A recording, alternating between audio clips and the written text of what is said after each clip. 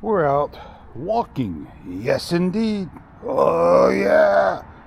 I'm a walker, not a flyer.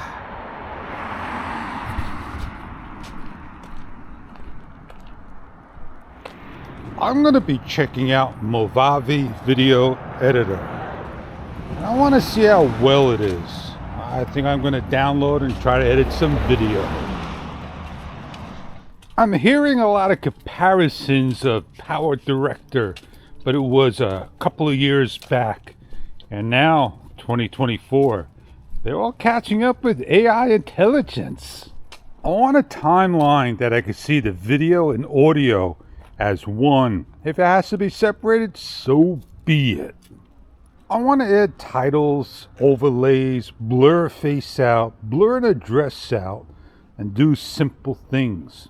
Almost like Powerdirector and video of Magic's Movie Edit 2023. Oh, looks the lights come on when you walk by. Does your car have, I'm going to record you? It's supposed to have a recording sticker if your car records. Is that right or wrong?